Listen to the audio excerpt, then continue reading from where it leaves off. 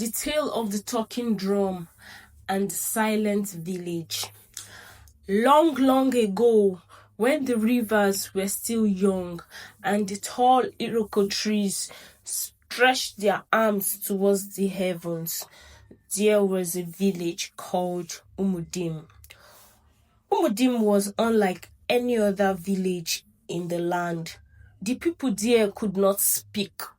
Their mouths opened, but no sound came forth. Mothers could not sing lullabies to their babies. Fathers could not call out one another in the fields. Children could not shout or laugh aloud.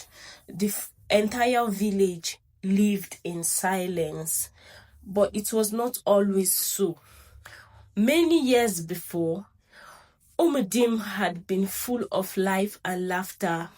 The people spoke freely. The market rang with voices, and the evenings were filled with storytelling by the fireside.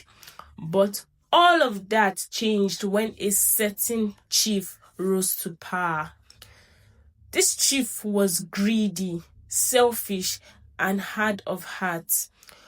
When the rains failed one year and hunger spread across the land, the poor begged him for food, but the chief shut his ears and locked his barns, keeping all the yam, millet, and oil for himself and his family. The gods of the land, angered by such wickedness, sent a curse upon the people of Umudim. If you will not use your voices to share, then you shall not use your voices at all. And from that day, no man, woman, or child in Umudim could speak. They could only use signs, nods, and gestures. For many years, the people endured this silence. Generations were born who had never heard the sound of their own laughter. Still, they lived quietly, farming, fishing, and surviving as best as they could. But then, one day, a traveler arrived.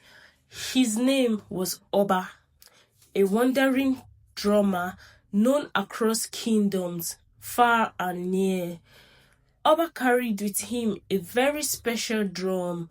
It was carved from the trunk of an ancient Iroko tree, and its skin was stretched from the hide of a great lion. This drum was not ordinary. It could speak, it could thunder, whisper, and even carry wisdom in its rhythm. Oba entered Umudim, expecting the usual shouts of greeting, but no one said a word. The market was busy, yet silent. Children played, but no laughter filled the air. Startled, he asked, "What is wrong with this village? Why does no one speak?" But only a blank stare met him. At last, an old woman took Oba's hand and led him to the village square. There she bent down with a stick and drew upon the earth the story of the curse, the selfish chief, the anger of the gods, and silence that followed. Oba sat quietly for a long time, stroking his beard. Then, slowly, he placed his magical drum in the center of the square. The villagers gathered round curiously. Oba raised his hands and struck the drum 3 times. Doom, doom, doom. The sound rolled across the village like thunder, and then the impossible happened. The drum began to speak. Its voice was deep and commanding. Voices are gifts, not weapons. Share, and you shall be free. Keep, and you shall remain bound. The villagers looked at one another in shock. Could this be the answer to their suffering? They did not waste time. From every hut and every barn, they brought food, yams, cocoyams, maize, beans, palm oil, fish from the river. They laid everything out in the square, and then they shared it equally among rich and poor, young and old. For the first time in many years, no one went to bed hungry. As the last morsel of food was given away, Oba struck the drum once more. Doom! This time, the drum's voice rang out joyfully. You have learned the power of kindness. Let your voices rise again.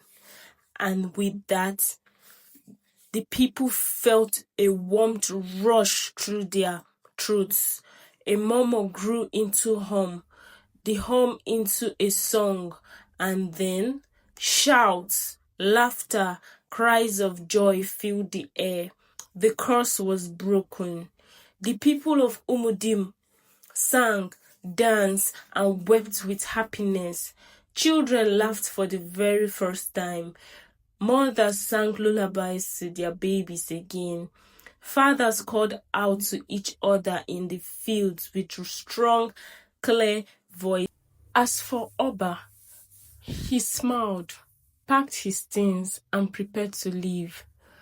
But before he went, he placed the magical drum in the center of the village.